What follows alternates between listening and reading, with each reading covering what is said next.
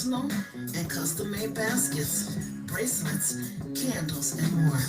So when you're looking for that perfect gift or just need a custom arrangement, don't hesitate to contact Lady T's Elegant Creations, where everything is handcrafted with love. For more information, please call 609-531-1756.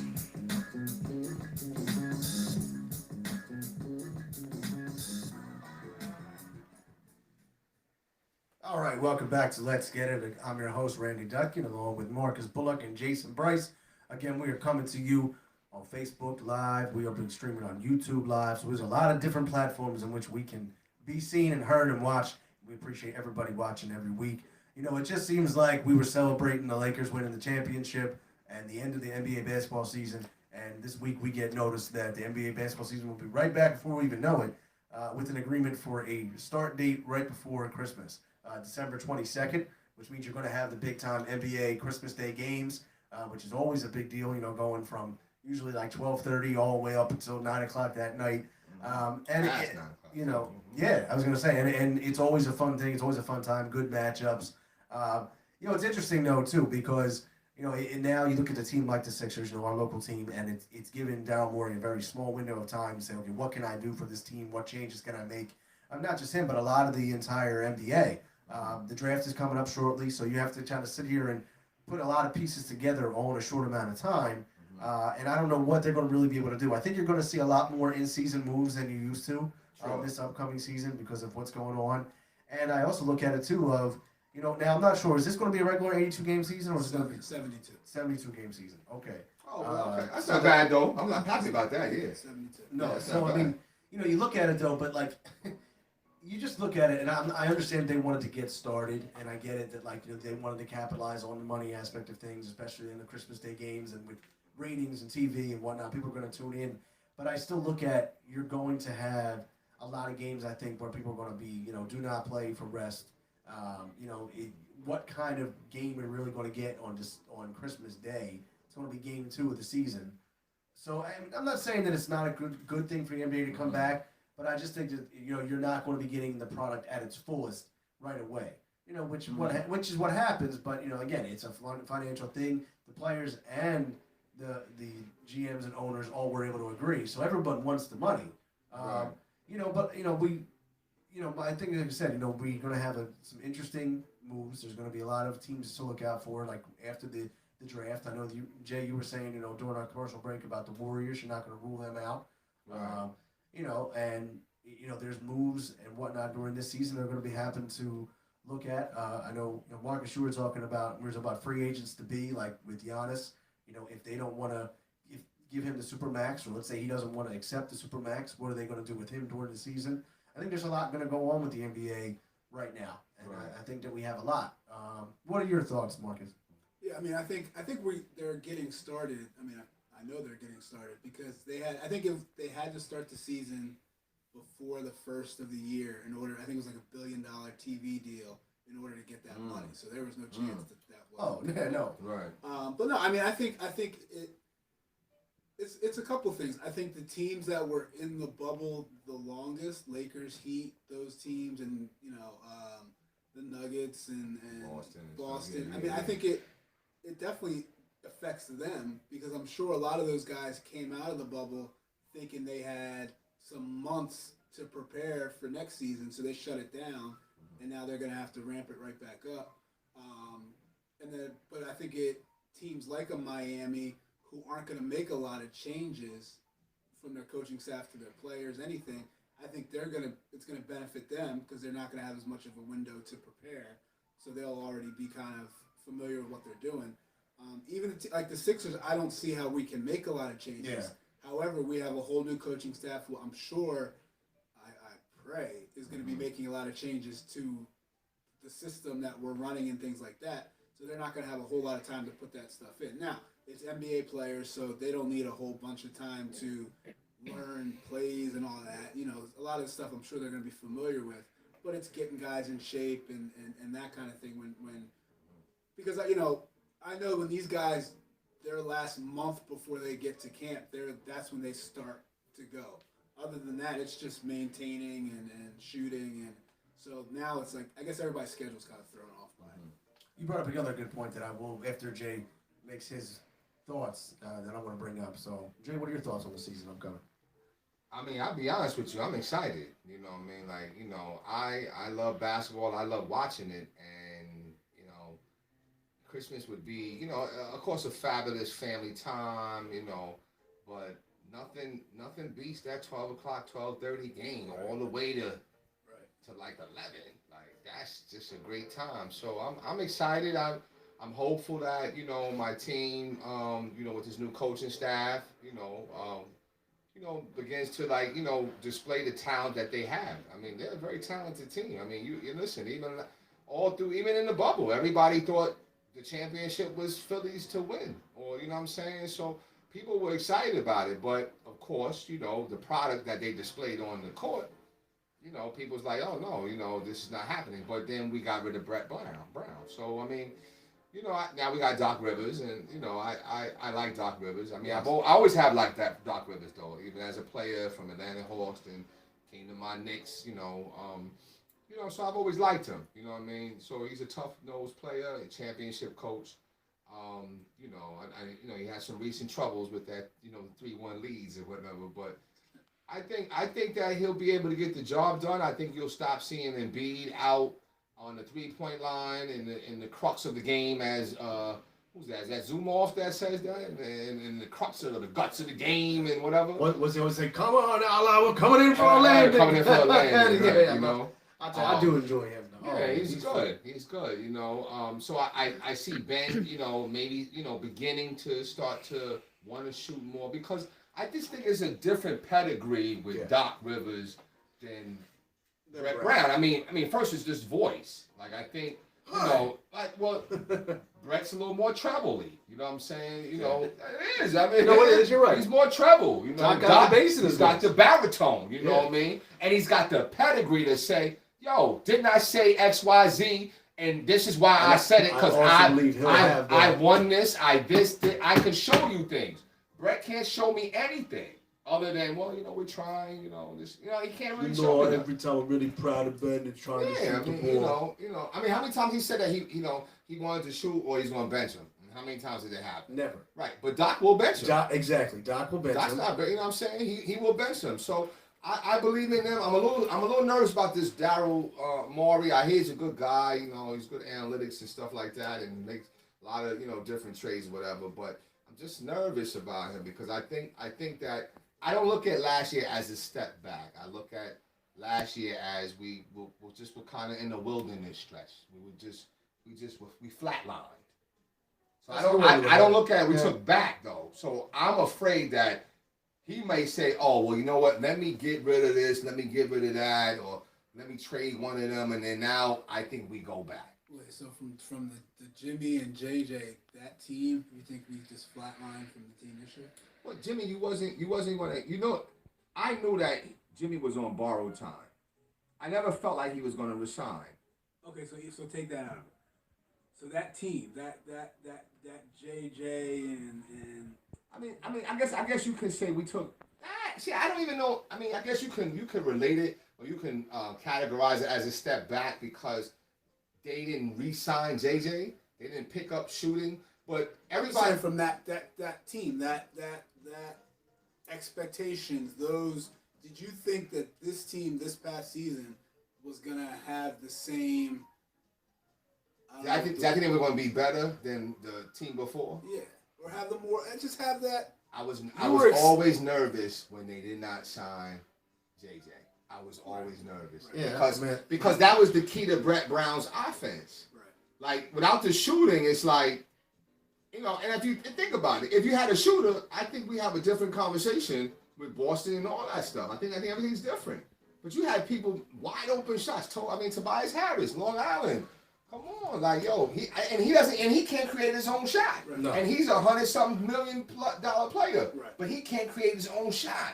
So you know when it comes to the Sixers, and I think you make a good point, is that the mindset of Doc is going to be different. And it's going to. We talk about it. We've talked about it before, but I expect the accountability level of not just Ben, JoJo, of Tobias, Al Horford. I think the expectation level and the accountability is going to be something that Doc's going to hold him to. Right. And I still believe that they have to come up with a system to make this work, where you have, Al and JoJo and Ben and Tobias, and because you got a lot of money wrapped up, and you can't have that kind of money coming off the bench. Right. And my question is to you: can we make it work to have all four of them on the floor at the same time? I don't listen. I think maybe finishing games it could maybe work. Like I think that if Al comes off the bench or something like that, but he could be a very very key reserve, I believe. Particularly if they need to rest JoJo or if JoJo gets. I mean, hey, listen, man. That's I get it. I do. I mean, listen. Maybe that's Elton's problem. That's Elton's fault, right? Yeah, Elton. He admitted he made some mistakes. That's why they brought Daryl Morey. Yeah. Because they said, well, listen, no, you can't make those type of mistakes with my money like Right. that. You know what I'm saying? So they had to bring in somebody like an overseer or whatever. But I still think he's a valuable piece. I don't think that he gets moved. I think he's a valuable piece, and I think that all this stuff was predicated on Brett Brown's offensive strategy. So now, as Doc Rivers, championship coach, maybe, I can't say Hall of Famer because he wasn't Hall of Fame worthy. I don't think he's like that. But he's a very, very good player. Yeah, he's a very good. You know what I'm saying? And coach, but he was a good player too. Right. You know what I'm saying? So, but I think with his now perspective, landscape, I think that maybe he could come up with some type of scheme to maybe help out a little bit. You know what I'm saying? Like, to help everybody be better than what they were. You know what I mean? Like, I still think that, we need to work on the bench, like you mentioned in the off camera or whatever. But it's the shooting. You need a marksman. You do. You need a marksman. You need a marksman. I 100% agree. Whether that's finding a guy in the draft, a young guy to come in, but it's hard to get a young guy to come in and say, hey, your role is to hit the key shots. Right. You can't do that. Yeah. I think, like I said, I think we're going to see a different Sixers team. I still think that the Sixers are going to be struggling because I think, like we talk about, we're not even sure about the first unit, and the second unit is just even more of a question. So I think that you're going to have to be able to look and say, okay, it may not be this year. Give Daryl Morey, give the Sixers, another offseason, like a regular offseason, to try to figure out what they can do, unless they make some moves in season. And I think that's really where some dynamic changes are going to take place. They're going to be in season, if it does, or next year in the next year's offseason. Yeah, I mean, to answer your question about can these guys all play together, I don't see how they can. And the reason for me is more like the defensive end. Because most teams now don't even have one center on the court. Right. Now we're trying to play with two. Good point. You know what I mean? So I don't know how we're going to guard the Bostons of the world and teams like that when they're going small. Oh, yeah. But the only reason it could work, like what you're saying, is if we can take advantage of that. Okay, you're not going to put a center on the court. We got two. Then we're gonna have to take advantage of that on the other end. Right. And something's going to have to give from one team. But that's I just don't see defensively how it can work. And even offensively, because now one of those guys is going to have to be outside the paint, shooting threes or whatever. And that's, we definitely don't want that from Joe. And that's not what. Horford, that's not his thing. That's not. I just think that he was thrown all off by Brett Brown. I think he was thrown off. I don't think he was really feeling him. Al? Yes. I mean, Coach, you're a player. I don't even know if you played for coaches or people that you didn't really care for. Yeah. Did that affect your play? Yeah, I mean, that's what I'm saying. No, yeah, definitely. No, and I agree with that. I think more than anything, he didn't know. What the hell am I supposed to be doing? Right, and that comes from leadership. But I do think there's a position for him as a backup, but not your traditional backup. I think there's a way to do it. Joel's definitely going to need his games off. He's definitely going to need his time off. I think if you can buy him some minutes throughout the game, so he's not playing so many minutes. So now, come playoff time, he should be ready to go. A little fresher, right? That kind of thing. But like you said, Randy, to be paying somebody so much money for that role, it sucks. And I think, but it's the situation we're in. That's where all the fans get so frustrated. And it's so funny. And your boy, Tobias, Right. he's like gets such a pass. I feel like he gets such a pass, and Al gets the brunt of the Philly anger. Right. When, Well, I mean, because Tobias at least, I think Tobias was at least 20 points. right, he's putting it, but again, He's but they're, 20 but points they're a scored this year. soft, quiet 20 points. I mean, it's definitely a quiet. No, I mean, he's like what, 18, 20 points a game, something like that. You know what I mean? Like, if he's playing well, I mean, But again, I thought he played a lot better when it was with Ben, because now Ben is driving, kicking, and you know what I'm saying. So he played a lot better with Ben. But when you talking about Shake Milton and whatever, please, you know what I'm saying. Well, Shake for a minute there, people thought Shake was in the second coming. I always thought Shake was shaky. I've always thought that. He was great in the G League. Right. That's even there. Yeah, that's it. You know what I mean? So I mean, I'm expecting big things from the Sixers. I'm not this year. I'm not. I am. I'm not. I mean, and I hope I'm wrong. I think I still expect them to be competitive for the Eastern Conference. I still expect them to, with Doc, be better. Right. But I don't have big expectations. When you say big expectations, though, what is your big expectation I think they can contend. for the title? Yeah. Okay. I think so. I think the problem was Brett Brown. I mean, Coach. I mean, listen. We come on, son. We've been talking about. I've been talking about Brett Brown for like 6 years, man. He needed to go. Okay. I mean, he did his job. But once we started having some success, we needed somebody else to get us over the top, man. You know what I mean? Sometimes people drown your voice out. You keep saying the same things over and over again. You brought him as far as you could. Now you got to be gone. You know what I'm saying? And he's gone. Now you got Doc, with championship coach. I think he'll be fine. So you expect the Sixers to contend for the Eastern Conference title? Absolutely. Who else? Okay. Who else? Miami? Okay. I think this is where it hurts the Sixers not having as much time, because now Ben's in LA. He ain't even thinking about Philly right now. So he's not even around Doc. He's not around these guys to start to get under them and understand what they want, and for them to start to mold him into, what they want him to be. Right. And now he's probably going to come back, right before he needs to come back, and then now where the season starts. So, I mean, I think this hurts in that regards. It hurts the Sixers that they don't have the regular time frame. What's your thoughts, Coach? What's your expectations for the Sixers? I know it's early to say that, but it's always fun to do. I think they're going to be a 4 or 5 seed. I just don't see. I think Milwaukee's better than them. Boston's better than them. Miami's better than them.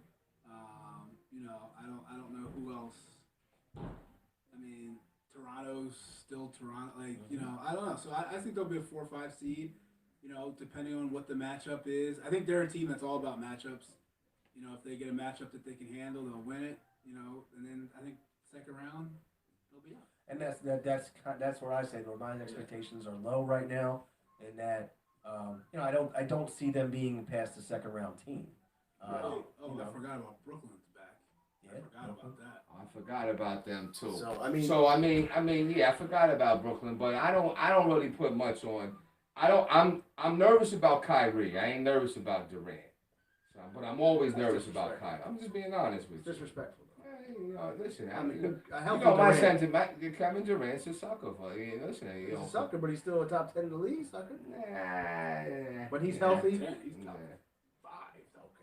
Okay. I want to see. Well, no, see, you it's don't easy. even like to give him credit though. Nah, because Kevin Durant would talk. That's why I this, said talk top 10, that. 'cause I knew It's he was easy for you to talk when everybody on your squad you jumped on the bandwagon and went to marksmen. So you talking SHIT, you know what I'm saying? But yeah, you got come on, you got killers right behind you. Of course you talking that. But you know what I was watching? I was watching some of his OKC games.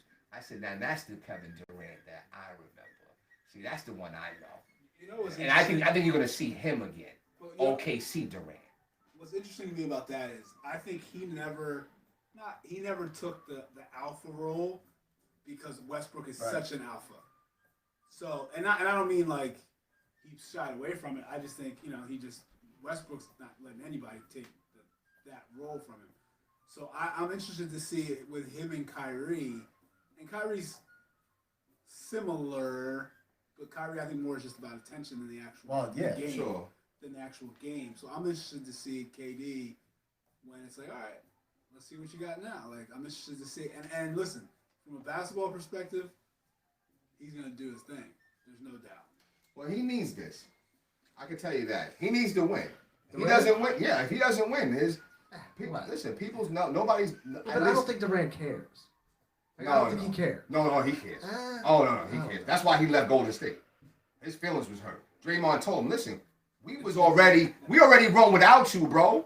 We don't need No, you. but I think ultimately at the end, like I mean that's I'm not just a personal thing. I think at the end, even if he doesn't win with Brooklyn, I think at the end of the day he's just kind of now his feelings will be hurt, but he might put on the front.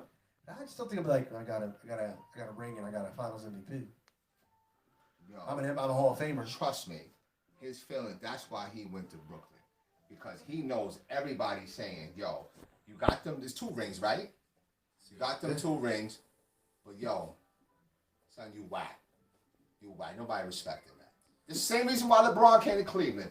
No, listen, he won them rings in Miami. Yeah. But he got the respect. Nobody was respected it until 2016. 2016 is his greatest championship, even with this LA. This is 2016. Oh, yeah, absolutely. Was his best championship. Hands down. So that's what cemented him. So the other, and was there anything you wanted to add on that, Coach? No. Okay, because I did want to say one thing though. You know, the NBA worked right now because of the bubble, That's a great and point. you know there's gonna be no bubble right now.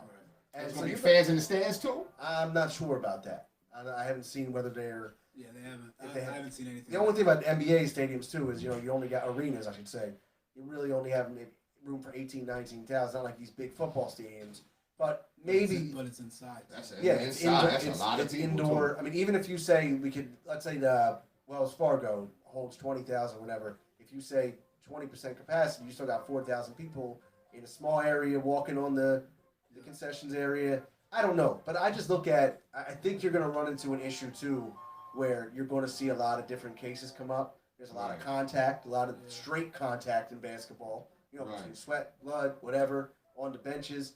So it's going to be interesting to see how that plays out too. I mean, I know, for instance, I was also reading an article the other day where the Raptors are going to be struggling to have home court and have home games because Canada is not letting anybody from the United States. Oh, in. really? Yeah. Oh, At wow. all. They're finding. So they're actually going to have to play in Missouri. Right. They're finding different places that they. Yeah, Oh, it's- wow. Their home court. Wow. You know. Okay. And it's just like, it's interesting. So again, you're going to have these changes. Like, Toronto is a team that's going to be there in the end. They're going to be competitive, Yeah. and they're going to have to play under circumstances that other teams aren't going to have to play under. Yeah. But I think ultimately, and I can see this happening, is that once you get the teams figured out for the playoffs, I could see them going to a bubble again for the playoffs. Yeah, I mean, I definitely think at least the finals, or if not the conference finals, will definitely be low. Yeah. There's no question Yeah. about that. Because it worked so well. I just think everybody, I mean, the players, they have to be responsible. I mean, and that's why I think that So they we can't going- go get chicken wings at certain places? Oh, Magic City. Yeah. Lil Will. They can't be pulling new wheels? No, I mean, they're gonna have to be responsible, but I just think that I mean, I'm scared about the fans. I mean, I tell you, my season ticket guy, he still hits me up like, hey man, hey listen, we still got a package for you. I'm like, nah. I need them to bring back the fans to baseball next season. I need that. What, to come see JT? Well, I need that.